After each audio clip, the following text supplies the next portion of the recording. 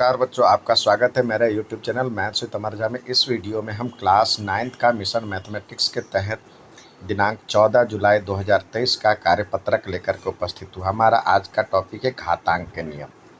हम पिछली कक्षा में सीख चुके हैं, जब एक ही संख्याओं को बार बार उसी संख्या से गुणा करते हैं तो हम उसको घातांक के रूप में लिख सकते हैं। जैसे 3 गुने 3 गुने 3 गुने 3 गुने 3, तो 3 देख रहे 1 2 3 4 5 बार है, तो 3 का घातांक 5।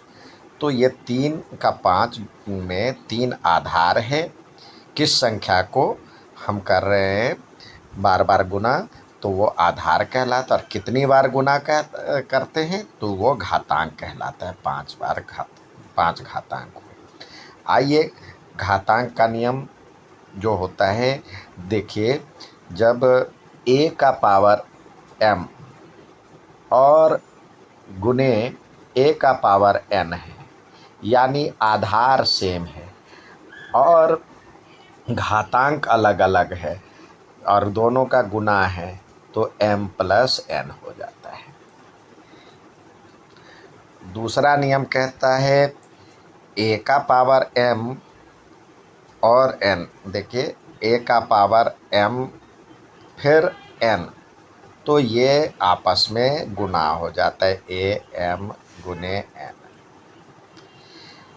और तीसरा नियम कहता है a का पावर m और a का पावर n हो, यानी आधार एक जैसा हो, घात अलग अलग हो और एक दूसरे से डिवाइड हो, तो नीचे a का पावर m में से ये n घट जाता है। और अगला है, यदि a का पावर m है और b का पावर n है, b का भी पावर m है, यानी घातांक सेम हो और आधार अलग अलग हो, तो हम क्या करें, a गुने b का पावर m लिखेंगे, जो तीसरा नियम है। और किसी का भी पावर 0 हो तो वह 1 होता है, एक्सेप्ट 0 को छोड़ करके। और 1/a का पावर n है, तो इसका मतलब होता है a का पावर -n। जैसे 1/3 का पावर 7 है, तो 3 का पावर -7। 6 का पावर -2 है, तो इसका मतलब 1/6 का पावर 2 लिखेंगे। आइए घातांक का प्रयोग करते हुए इसका सरलीकरण करते हैं। तो 11 का पावर 2 है, 11 का पावर 3 है, तो यहाँ आधार एक जैसा है, तो पावर क्या होगा, जुड़ जाएगा, तो 2 + 3, तो ये 11 का पावर 5 हो जाएगा। यहाँ 5 का पावर 2 का पावर 7 है, तो ये आपस में 5 का पावर 2 गुने 7 हो जाएगा, जो 5 का पावर 14 के रूप में होगा। अब यहाँ पे 7 का पावर 3 है और ये नीचे है, तो ये -5 हो जाएगा, तो इसका मतलब 7 का पावर -2, तो या तो ऐसे लिखे या 1/7 का पावर 2। और 8 यहाँ पे 4 का पावर 3 और 5 का पावर 3 है, तो दोनों का पावर एक जैसा या दोनों का घातांक एक जैसा है, तो इस तरह लिखेंगे, तो ये हो जाएगा 4 × 5 = 20 का पावर 3। 8 का पावर 0, तो किसी का भी पावर 0 रहता है तो वो 1 होता है। अब यहाँ पे देखिए कह रहा है a का पावर n है, रूट का a का nth रूट है, तो इसका मतलब हुआ ये n जो होता है 1/n होता है। और यदि इस तरह से हो तो इसका मतलब हो गया, देखिए एक रूट a है, उसका nth रूट है और यहाँ पे m है, तो इसका मतलब क्या हुआ, a का पावर m तो था और ये ब्रैकेट में 1/n हो गया, जिसको सॉल्व करने के बाद a का पावर m/n होता है, जो कि यहाँ किया है।